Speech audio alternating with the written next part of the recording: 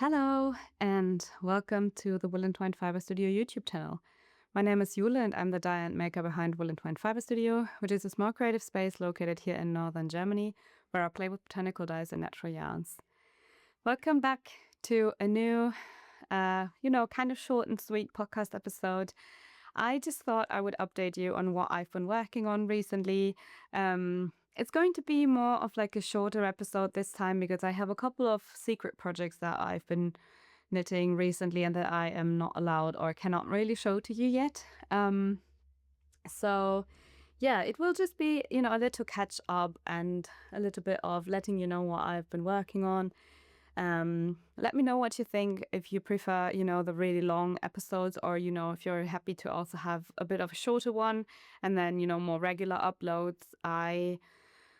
I'm always trying to figure out what I can fit into my schedule. And since things are constantly running around, everything's always changing. I am, never really able to stick to what I kind of wanted to do. And I also sometimes don't have as much time to knit as I thought I would have. So yeah, it's a bit tricky, and I'm kind of going with the flow at the moment. And probably when you're watching this, I might be on my way or about to take off to be traveling in the UK for 2 weeks for work.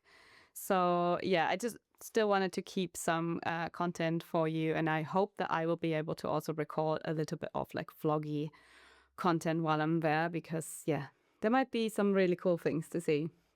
But I guess without further ado, I will start sharing my current knitting projects with you and give you a little bit of an update. First of all, you might have seen, if you watched the preview of the March collection, I wanted to share with you my Lanark sweater by the Crea Bayer or Rebecca Clow, which is this beautiful zippered, simple sweater that I absolutely love. I'm so obsessed with this one. And I'm sorry that I'm showing it in multiple videos at the moment, but I just thought, this is my only finished object. So to be chronologically correct about what I'm knitting, I kind of have to include it into a podcast episode again. But yeah, this is the Lanark. And I made this one for my partner. So I made the masculine fit edition in the stockinette stitch version. She also has a fisherman's rib, if I'm not mistaken, or half fisherman's rib version. And also, 2 different silhouette fits. So you can choose whichever you prefer. And then, I made the masculine fits version in the stockinette stitch, and I could not be happier with this one. I'm actually sad that I'm having to part with it and give it to my partner. But he will love it, and he's probably going to take it on our trip now, which I'm incredibly happy about, because I think we're going to have not the nicest temperatures, and yeah, probably will need to bring our winter coats anyways. So yeah, it's nice that he will have a good warm layering piece to keep him warm while we're traveling. So the pattern is great. You start with a kind of Jenny's Magic cast on the collar, and then you double knit. I don't know if you can see, but you double knit the collar. So it's you knit it into one direction and then the other, and then you hold it in half. So it's not actual double knit, but it's a double layer, if I may say so. And it makes this very, I don't know if you can see that, but it's super squishy and warm. It makes up for this very squishy and warm collar. And this one also holds its shape quite well, being double knitted. So really loving that detail there. And then you actually fold it in half, and you kind of knit together the 2 rows of live stitches in order to, connect them. And I don't know if you can see that inside, but yeah, this is the kind of seam where you knit them together. It's very neat. You don't really see that it's, seamed or anything. Also not on the outside that much. But yeah, then you actually knit the back piece and the front pieces. It's a bit of an interesting construction because you're picking up stitches for the shoulders and then or you're casting on stitches for the shoulders, and then you're picking up from them for the front pieces. So I first had to wrap my head around for it for a second, but that's mainly because I'm really bad at imagining 3D shaping sometimes. I would be a terrible knitwear designer, so because I'm having a hard time imagining 3D shapes. But that's no fault of the pattern. That's just me. It was very clearly written, so don't you worry.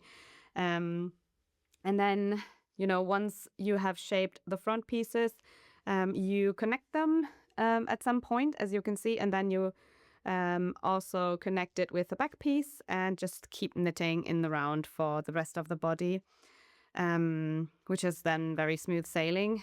And then you pick up for the sleeves from the armhole, and you just knit the sleeves with a very simple, basic fitted sleeve shaping up until the cuff, which is what I finished with a tubular bind-off. I believe this was not really called for in the pattern, but I just thought it would add to the neatness. And yeah, I'm absolutely in love with my Lanak. I also inserted a zipper from YKK, which is one of my favorite zipper brands. Not sponsored, I just like them.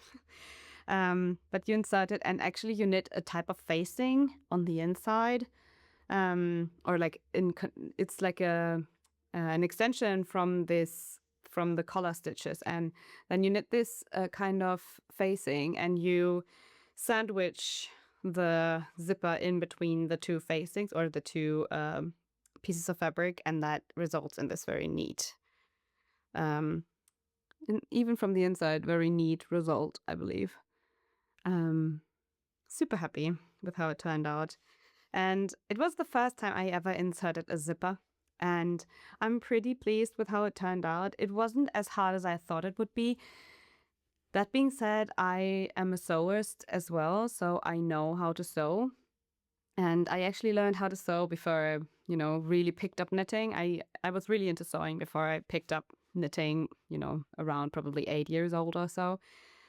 So I've had a lot more sewing experience before I actually got my experience in knitting about, garment construction and all of these techniques. So as someone with experience in sewing and having inserted multiple zippers in the sewing craft, it was really easy to do for me. I was nervous at first, but also because I'm a perfectionist and I really don't like when there is like a bumpy kind of thing sticking out. I knew it would bother me, and so I was a bit anxious at first, but it turned out super neat, I think. And also with the black yarn, and I chose the black-brown zipper from YKK. It's kind of like blending in so well that even if I kind of messed up at some point, it probably wouldn't be that visible. So how I did it was I blocked the whole thing after knitting it, and then for inserting the zipper, I made sure that I would tack it very carefully with a provisional kind of thread before sewing it in properly. And I also tried to make sure that while blocking the whole thing, I tried to really block the facing, so it's very neat and more easy to maneuver around the zipper. And what else did I do? Oh yeah, and then I steam blocked afterwards to make sure that I would definitely move the fabric away far enough from the little zipper teeth, so it won't, when you open it, it won't tag or snag or, be in the way. That's always something that I learned from sewing, at least, to make sure that you're not too close to the zipper teeth.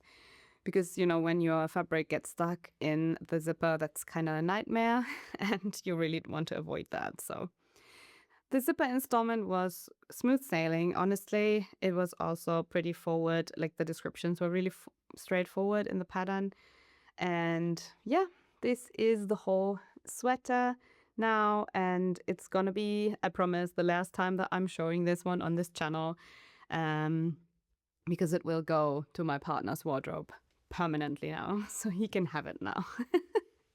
I just wanted to make sure that I share it properly, because I'm pretty happy. And I knew that some of you, when I was messaging, or I think I was mentioning it in the previous podcast episode, that I was a bit intimidated by the zipper installment.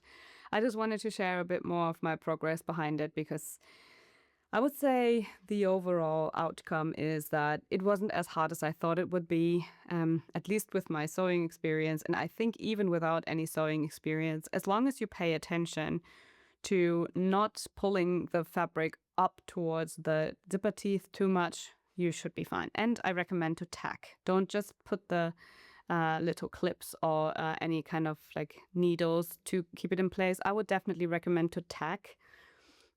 Just because it's so much easier to have it lay flat and see, do a little bit of a test with the zipper and see if everything runs smoothly.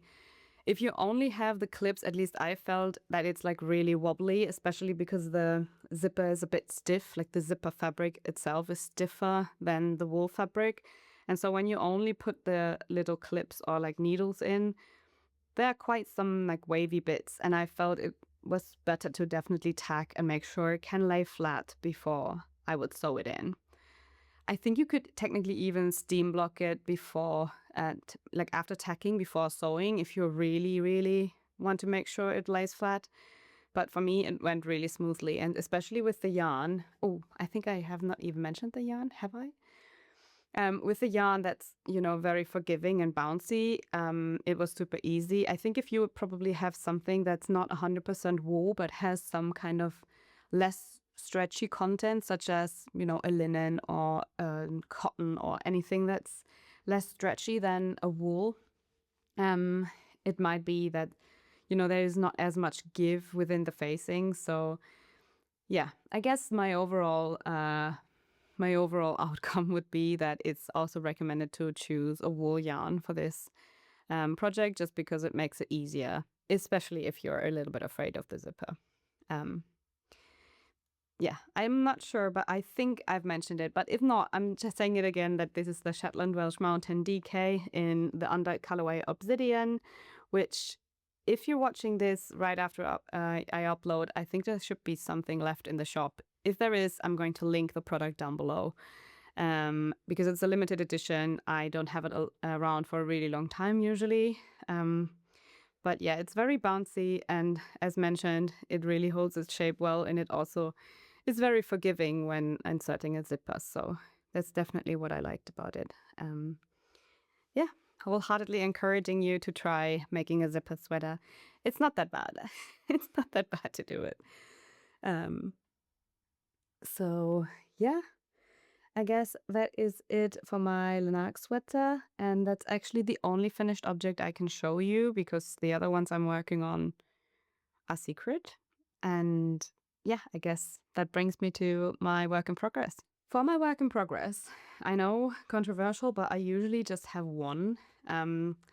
There are some cases where I have to switch at some point when I'm making, for example, something like my Lanark that's really big, that I have a smaller one to, bring with me and commute with. But most of the time I prefer actually to just have one pattern at the time and really focus on it.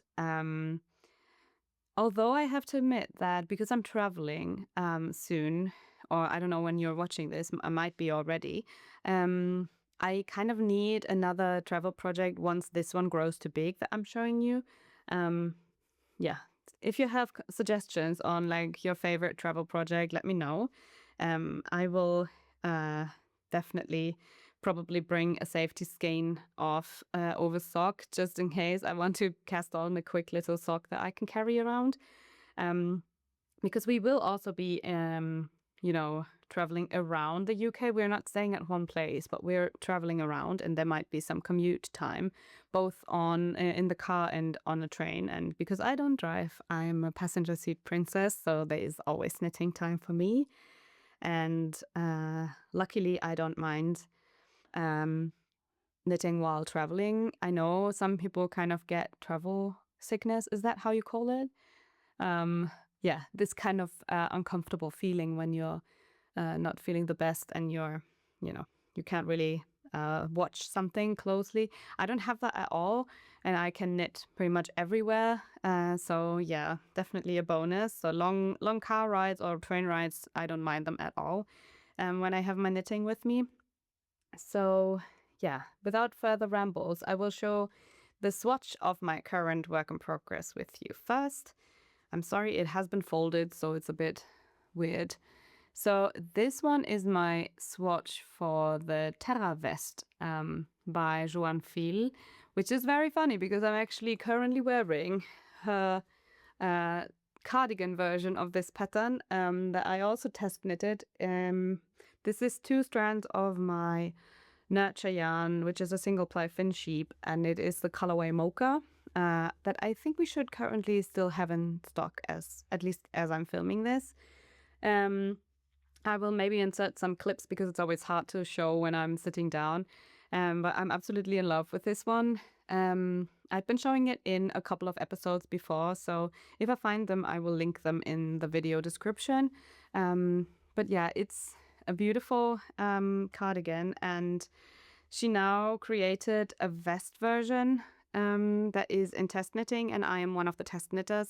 It was actually a funny story because I saw Joanna post the vest for the first time, and I was sending it to my mom, whom, she's also doing sample knits for me, and we always like send each other nice inspirational posts on Instagram of like different knitwear designers. And I realized that in the same moment she had sent me a message with the same post in it. So I guess, yeah, we both loved the vest version, and it has this beautiful stitch pattern that I also already loved in the cardigan version. It's kind of like interesting enough to keep you engaged, but it's super simple to execute. So I thought it's also perfect to bring for my travels. I actually cast this one on before I traveled to H&H Cologne, which is a big craft fair in Cologne. And I made sure that I would have this one for the train ride, and I ended up literally knitting over the weekend. I literally just knitted, I think, 10 rows or so, because it was just very, it was a very social event, and I also wanted to focus on being with people. So yeah, but I made the swatch beforehand to make sure that my gauge would work, because this one is a new yarn. I'm not going to share the details with you yet, but I knew that she would recommend using a yarn where you can hold fingering weight double without, compromising for the drape, because the vest is going to be in both strands of the yarn, and then there are ties in the back and how you can close the vest, and she knits them with one strand. So in order to be able to have, different densities of the fabric, she recommends using 2 strands of a fingering weight yarn. And that's what I did. And this particular blend is extremely drapey. As you can see, it's like very, it doesn't have a lot of stiffness to it. So I thought it would be perfect for this occasion. I'm showing you the thread here. It's very, like, a bit more loosely plied and has a lot of beautiful drape. And this is actually its natural color. It's something between like a gray and a beige, kind of like a grayish situation. And I'm going to share more about this yarn blend with you, but I'm so happy with how it turned out, because it was a bit of a bold call, something I hadn't done before, fiber content wise. And, but there was this new availability of fleeces, and I kind of had to give it a go, and I went with a very bold kind of blend, if I may say so. Not something you would usually see, probably. So yeah, super excited. I'll also show it to you in a skein. So this is how it looks like in the, not skein, but yarn ball. I absolutely love it. It's very squishy. It's very soft. Like, obviously that's very subjective, but for me it's very soft. And I love the natural color of it. It's so unique. It's really beautiful. And yeah, without further rambles, let me show you my work in progress that I'm doing with this yarn. So this is how far I've come. It's not a lot, but I've made the first front panel of the Terra vest. So I'm almost done, and then I will start the neck shaping. But you can see that this is the texture. It's a bit more bumpy pre-blocking, but as you can see in the swatch, it will, flatten down a bit more, which I absolutely love. And yeah, I think I said this before in another episode when I was doing the cardigan version of it, that I love whenever there's a texture, but the texture is not too crisp. Obviously, it's also beautiful to have a really like neat, super great stitch definition and great texture. But I love when there is this, a bit more of a halo-y, drapey yarn in a textured knit. It just gives this elegant blur to the texture, and that's what I really, really like about it. So yeah, this one is the front panel of my Terra. Not a whole lot to show yet, but yeah, I'm thinking of taking this on my trip just because it's going to be, quite easy to knit. I'm very familiar with the stitch pattern after making a whole cardigan in this pattern. And I think it will be a very comforting and easy knit. Also knowing how Joanna's pattern work, I just know that I'm not going to run into any issues while making this one. Plus, I'm late to the test knit, so a lot of people, if there was something in the test, probably someone else will have spotted it before me. But yeah, I hope to make good progress now that I will be traveling and will have some more knitting time on my trip, hopefully. So what do you think? Do I need another project? I'm going to be away for 2 weeks. I probably think everyone's going to say I'm crazy for just thinking of taking just one. But yeah, I don't know. I like to pack minimally, and I still always bring too much, and I kind of want to make sure that I will not overpack too much, just because we have to change locations, I think 4 times, and it's really annoying to pack and repack when it's like a lot of stuff. So I'm trying to keep it minimal, but I might take a safety skein of oversock just so I can be able to flexibly start another sock pattern. I will be traveling again with you will have seen these a million times on my channel probably, but I will take some of my Payauta knits project bags just because they're super neat and handy. I have a darker version of this one with like a navy blue fabric, or is it black? I don't know. But it's very dark and it's going to be easier to carry around and not being worried about it staining like this lighter colored ones. I love the new shape she's doing. I think she's just recently had another restock of this shape where you can, it stays, I don't know if I can hold this up, but it kind of stays more of like a basket.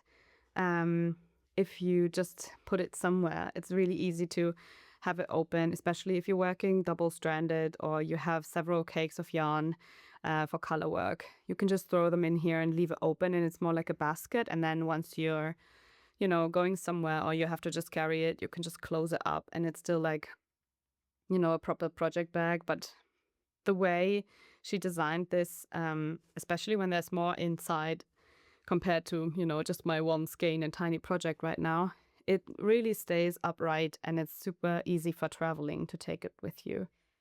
Yeah, but I'll take my darker version because, too afraid of staining this one because they're very precious. She also hand embroiders these beautiful elements. So yeah, they're very precious to me and currently probably my favorite project bags. I just love to use them. They're handy and beautiful at the same time. So that's what I probably like about them. And I'm not sponsored. I have bought these with my own money, just so you know. But yeah, unfortunately, that is it for today's episode. I don't have a ton to share that I can share at the moment, just because there are some secret projects in the background that I'm super excited about.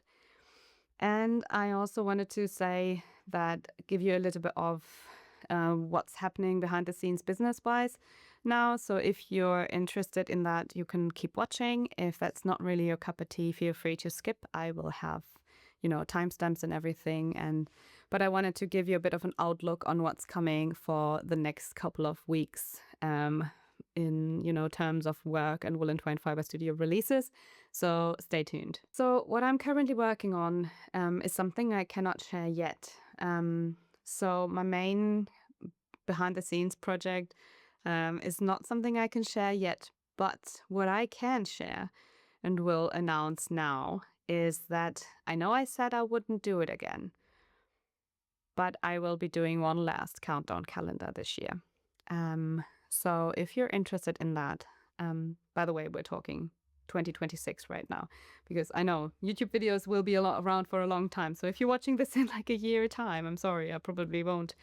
But yeah, for 2026, there will be another countdown calendar. I can't believe I'm saying this out loudly, because I was very, very sure that I will not do one again, ever, for multiple reasons. But I was just double checking my stock of the mini skeins that I have left over from last year. I mean, you know, in order to have my custom spun yarns, because all of my yarns are made for me, I oftentimes have to meet a certain threshold when it comes to minimum spin volumes.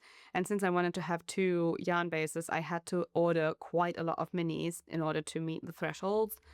And yeah, that's why I still have some left over. And I realized that I think it's the most sustainable version of, you know, using those to make another countdown calendar this year. I will not share any details yet. There will be different tiers again, and, you know, there will be a pre-order option soon.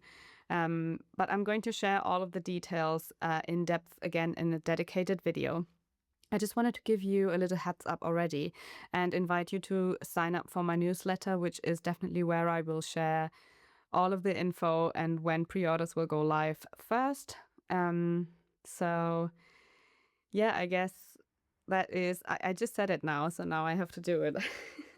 It's going to be very nice though. I've been working on it for a couple of weeks already, and I am really, really happy to be able to do one last round. It's going to be much smaller though than last year. You know, 1, because I don't have a lot of mini stock left, and 2, because I also have to keep it manageable for me, because it's a lot of work.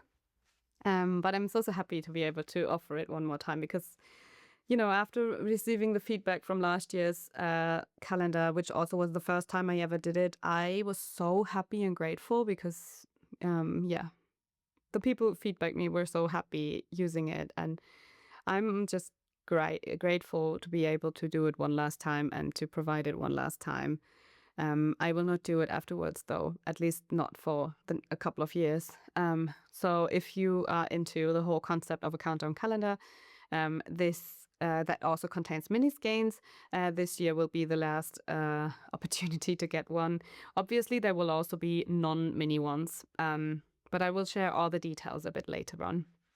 But just so you know, I have planned all of this already, and I will release all of the info very soon. Just make sure that you're signed up for the newsletter, and maybe also subscribe to this channel and put the notification bell on, because the whole detail stuff and everything, chatting you through everything, will happen here on YouTube as well. So yeah, wholeheartedly recommending to sign up for the newsletter. Other than that, I have a lot of behind the scenes stuff going on at the moment. One of them being the new blend that I just showed you, that will still be releasing this summer, so stay tuned for that. In general, I'm working on a lot of new blends, and also a new project that is tied to Tour de Fleece. So yeah, for June, I believe, no, for May, I hope there will be some spinning related projects coming up. So if you're into that, there will be something coming. No details yet, but it will be cool. And yeah, I guess that is it for the projects that I currently can share. I will, sorry for being a bit cryptic about a couple of things, but yeah, the thing is that I am kind of like paranoid with some things, and I really don't want to jinx it by, you know, telling too much about it, and then, you know, something might not be working out, especially when you're working with natural materials. There is always a risk that there is a supply issue. There are so many things that go into creating a new yarn or new projects for me. So yeah, I usually only share things when I know that I have it in my hands already, just because, yeah, experience from the last years shows that I have, you know, there are different hurdles that you might not really think of beforehand, but they might happen, and they might actually, you know, switch up a whole project. And I've even had it that, you know, there was like a deep winter yarn being delivered in July, and then I months later than I thought it would be. And then, the whole release schedule has to be changed. So that's why I always, sorry if I'm sounding cryptic, but that's why I'm kind of like keeping things a secret until I actually know it's here. And then I start, slowly sharing about it. But, there is no point in me sharing something that, at some point might not really make it. So yeah, I guess that is it about the little updates that I have, at least what I currently can share.